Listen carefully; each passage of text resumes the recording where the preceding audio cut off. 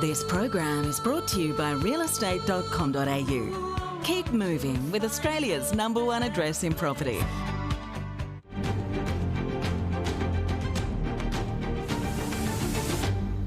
Welcome back. There are 3,005 properties scheduled to be auctioned this week. That's up 14% over the past year. New South Wales will hold about 1,150 auctions with about 960 in Sydney. Victoria will hold about 1,200 auctions with virtually all of them in Melbourne. Queensland will hold about 370 auctions with about 240 in Brisbane. South Australia will hold 165 auctions with about 160 in Adelaide. Western Australia, Tasmania and the NT will hold 21 auctions between them, and the ACT will hold 88 auctions. Taking a look at the most viewed properties going to auction this weekend. In New South Wales, the top property is 32 Paddy Miller Avenue, Currans Hill. This three-bedder has 2 bathrooms, parking. It's close to the Hume Highway on the outskirts of Sydney. Asking price is $800,000. In Victoria, the top property is 24 Jeeves Street, Fitzroy. This two-bedder forms part of a historic row of terrace homes. It's got period features, including a lot of exposed brick and 1 bathroom. Price guide, about $1 million. In Queensland, the top property is Noriki Manor, which is a landmark riverfront property home. Sitting on about 4,000 square metres, this home has 7 bedrooms, 4 bathrooms, lots of parking and a pool. Built in 1996, it has large verandas and a boathouse on the river. In South Australia, the top property is 21 Jarvis Terrace Merino. This funky sandstone house has an Art Deco interior, high ceilings, 3 bedrooms, 1 bathroom. It's close to the local railway station. Asking price is $955,000. And in Western Australia, the top property is 21 Alexandra Road, East Fremantle. This two-bedder has 2 bathrooms, 2 parking spots, a large deck and pool in the backyard. It's got period features including LED light windows and Jarrah floors. And the most viewed property on the REA Group website this week belongs to the Meyer family, who have listed their spectacular Toorak estate for an asking price of $96 to $105 million. If it sells for that level, then it will beat the current Melbourne house price record of $80 million, which was set in 2022. This Edwardian estate is called Cranlana. The address is 62 Clendon Road, Toorak. It's Toorak's largest landholding. The property size is 1.1 hectares. That's about 11,400 square metres. The giant home has 8 bedrooms, 9 bathrooms, parking for 10 cars.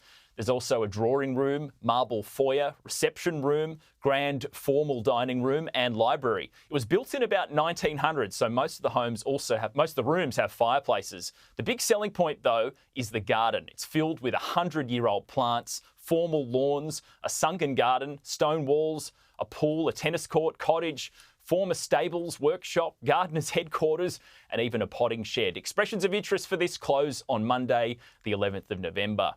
And for more on property, I caught up with Paul Ryan from REA Group. Yeah, it's looking like a bumper spring. 3,000 auctions scheduled this weekend, which is 14% higher than the same weekend last year. Close to 4,000 auctions next weekend, so 7,000 auctions over the next 2 weeks.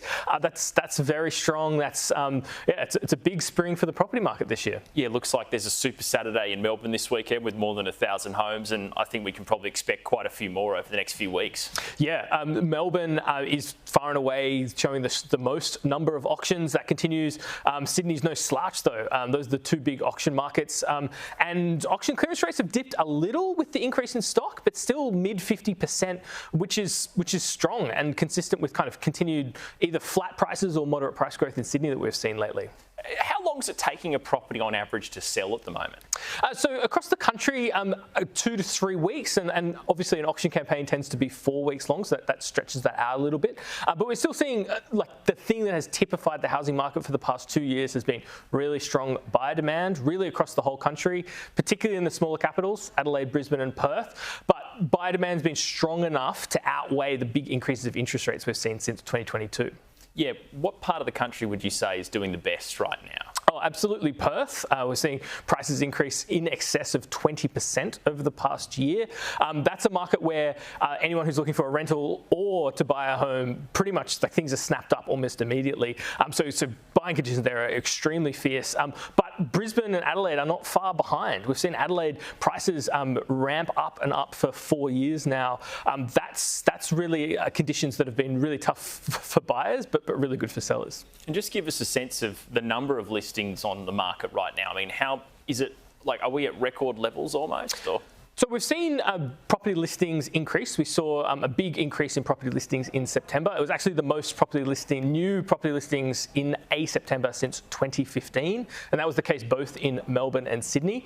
But it shows, that spring is not just an auction phenomenon, it's all across the country. Would you say it's now turning more into a buyer's market than a seller's market, at least in some parts of the country like Melbourne, where there is a lot of properties for sale? Yeah, I think the more choice is always good for buyers, and that's how it's been moving over the past few months. Of course, like, higher prices have been good for sellers, and that's the reason sellers have been comfortable bringing properties to market, is that really strong buyer demand, continued price growth. That means sellers are confident in what they're going to get for their money, because most sellers, of course, are also buyers. You mentioned just a second ago it's hard to get a rental in Perth. What about the rest of the country? How are rental vacancy rates going right now? We've seen rental vacancy rates decline over the past 3 months. The national rental vacancy rate is now around 1.3%. That's still back down at emergency levels. And a few months ago, when vacancy rates were increasing, we were hopeful that this kind of signalled the end of the rental crisis. But we are, at the moment, seeing higher rental vacancy rates than we saw a year ago. So things are better than they were a year ago, but they're still at a very low level. It's still very difficult to find a rental in pretty much any market across the country. Yeah, was that winter that sort of had an impact on the statistics, potentially? Yeah, that's why we were reticent to call kind of the rental crisis being over, because there's just fewer rental turnovers in winter. And so a part of this is kind of the seasonal pattern heading into spring. And the real thing to watch here will be that end of year, December, January, February, lots and lots of leases turn over then. Lots of leases are kind of calendar year based. And so I'm really eager to see if the start of 2025 is easier than the start of 2024 was, or if we're kind of still back in that really difficult position for renters. Now, this week, the unemployment numbers came out. Jobs market in Australia, really strong. What does it mean for the RBA? Yeah, it's probably not the news the RBA would have liked to see. I mean, they've been very open that they're watching, still looking potentially for a hike, maybe keeping interest rates steady. Aren't talking about a cut yet, and those jobs numbers will really probably reaffirm that. I saw expectations for cash rate cuts got pushed out even further after those numbers came out. The labour market remains really strong. That's bad news for domestic inflation and bad news for people waiting for a rate cut. Yeah, it seems like there was a few economists that thought we could get a rate cut before Christmas, but they're now pushing their expectations back. I mean, is it Q1 or is it potentially Q2? Yeah, the door was open there. People started to think that depending on how CPI and the labour market goes late this year, could have seen a rate cut. I think the door maybe not completely closed, but closed a bit more on that with the jobs numbers. The big numbers will be CPI later in the year. But yeah, I think expectations now are for a Q1 rate cut or maybe, Q2. That'll be bad news for a lot of mortgage holders. Well, look, hopefully we get a rate cut in the first quarter or potentially before Christmas. That'd be nice for a lot of people. It would be a good Christmas gift for people. Paul, thanks for coming on the show.